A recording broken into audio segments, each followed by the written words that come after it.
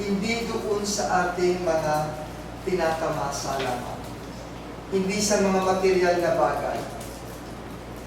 Kundi habang tayo ay nasa physical na kalagayan, dapat ang ating paningin, ang ating pag-iisip, ang ating pusuan ay nakatuon sa buhay na walang hanggan na dapat nating kahapin. Ang ikalawa naman pong dapat nating suriin ay tinatawag nating social life.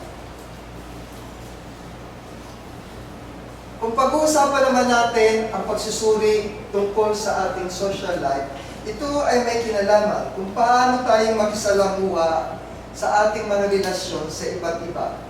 Maaaring ito ay sa community.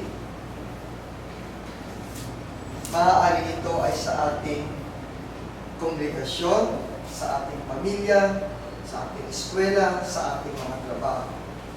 Pagdating sa social life, ito ay ang paraan ng ating mga relasyon na naaayon sa ating mga espiritual na paniniwala. Kung tayo ay mga Kristiyano, paano tayo makisama sa ating kapitbahay? Tayo ba'y tumutulong? Tayo ba ay nagpapakita ng magandang ehemplo sa ibang tao? Ang social life din po ay ang pag-iisip kung gaano natin maipapahayag ang ating pagmamahal, pakikisalamuha, pagtrato sa iba ng may mga kabaitan, paggalang at pagpapakita ng tunay na malasakit sa bawat isa. Paano tayo naglilingkod sa ating pamayanan? Paano tayo naglilingkod sa ating kapwa? Paano natin binabahagi ang ating mga resources o mga pinagkukunan? Paano tayong nagiging isang mabuting Kristiyano? Bilang social life pa rin po, kabilang sa ating pagsusuri ng ating social life, yung integridad at katapatan sa pakikisalamuha, sa etikal na pag-uugali at pundasyon sa pagbuo ng tiwala sa kapwa. Sa madalit salita, pagka po tayo ay nagsusuri ng ating social life or value sa ating paligid, ibig sabihin, pahalagahan natin at respetuhin ang pagkakaiba-iba na kinikilala na mayroon ang bawat isa sa atin. Simple po ito. Ibig sabihin, respetuhin natin kung ano yung kanyang pananaw, ang kanyang buhay, ang kanyang kalagayan, ang kanyang antas sa lipunan na ating ginagawa. At ang pinaka-importante paraan ng pagsusuri na dapat mayroon tayo sa ating mga sarili ay yung tinatawag po natin spiritual life.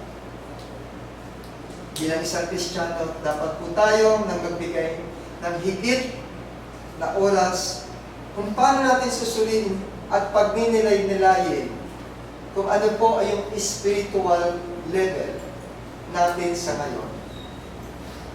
Reflecting on our spiritual life, ito po yung tinatawag na pagsusuri sa relasyon ng isang tao sa ating Diyos na kung saan ang pagsasagawa ng mga espiritual na may disiplina at pag-a-align sa buhay ng isang tao sa mga espiritual na halaga at paniniwala.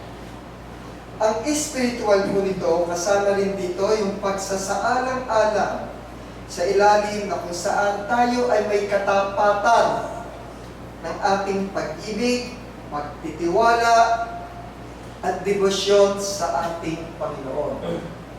Sa spiritual life din po, dito makikita yung paglago sa biyaya ng ating pananampalataya, pangunawa at kaalaman natin tungkol sa ating Panginoon. Ano yung kanyang mga salitang itinuturo sa atin na dapat nating isabuhay. At kung ito ay sinasabuhay natin, ito ay dapat mag-reflect sa ating pang-araw-araw na pamumuhay. Dito dapat ay masasalamin sa kung paano natin ginagamit kung ano ang kaloob ng Panginoon para sa atin. Halimbawa na rin po kami bilang pakikilahok sa ministeryo, kayo bilang pakikilahok sa pag-aaral ng salita ng Panginoon. Dapat isaalang-alang din po sa spiritual life natin ay kung paano tayo namumuhay sa kabanalan at pagsunod sa mga utos ng Diyos, paglago spiritually, at kung makikita sa ating mga kinikilos yung tinatawag na fruit of the Holy Spirit in our life. Sa ating spiritual life, dito pumapasok yung pagkakataon na kung saan ay dapat mayroon tayong paghahanda para sa buhay na walang hanggan. Sa banal na kasulatan po, mayroong 3 uri ng tao. Maaaring ito po ay akala nyo ay pare-pareho po tayo. Pisikal, maaaring tayo pare-pareho. Pero may nakasaad sa banal na kasulatan na kung saan mayroong pong 3 uri daw ng tao. Ito ay makikita sa unang Korinto 2:14. Dito ay pinapakita yung isang uri ng tao, yung tinatawag nating natural man. Doon naman po sa Corinthians 2:15 hanggang 16, dinidescribe naman po dito yung isang uri ng tao, yung spiritual man. At yung pangalawa naman po, dinidescribe naman po sa unang Corinthians 3:1 hanggang 3, yung tinatawag nating carnal man. Mamaya, tanungin natin yung ating mga sarili. Alin kaya ako dito? Sino kaya ako sa 3 ito? Paano kaya i-consider yung sarili ko sa 3 ito? Bigyan natin po ng malinaw na description. Ano yung tinatawag nating natural man? Sino ang mga nasa spiritual man? O yung tinatawag naman ng mga carnal man?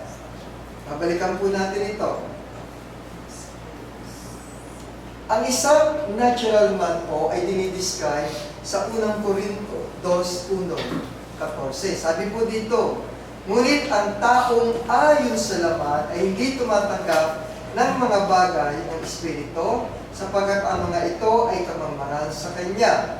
Nakikita po yan sa King James Version. But the natural man receiveth not the things of the Spirit of God, they are foolishness unto him. Sisimplihan ko po yung paliwanag sa pamamagitan ng aking mensahe. Gumamit ako ng legend po.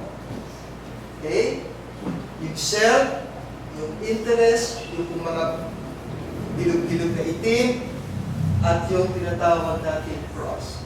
Anong ibig ko pong sabihin dito? Sa Bible po ay pinaliliwanag na kung saan ang mga natural man na tinatawag po dito, na kung saan ang nakaupo sa trono ay ang kanilang mga sarili. Samantalang ang kanilang mga interes po ang siyang nangingibabaw sa kanilang mga buhay. Ano yung mga interes na yan? Maaaring kanilang oras ay nilalaan nila sa kung saan mga bagay. Ang kanilang puso ay nakatuon sa mga material na bagay.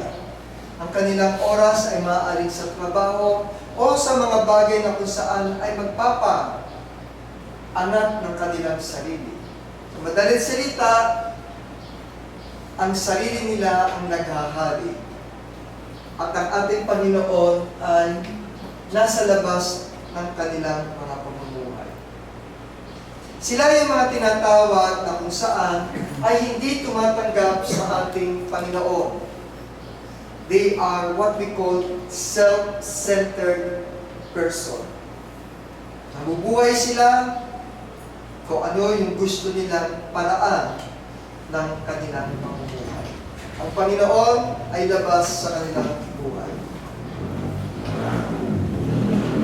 Ang natural na tao, tinatawag, o natural man sa banal na kasulatan, ay karaniwang tumutukoy sa mga taong nabubuhay ayon sa kanilang mga likas na hilig at pagnanasa.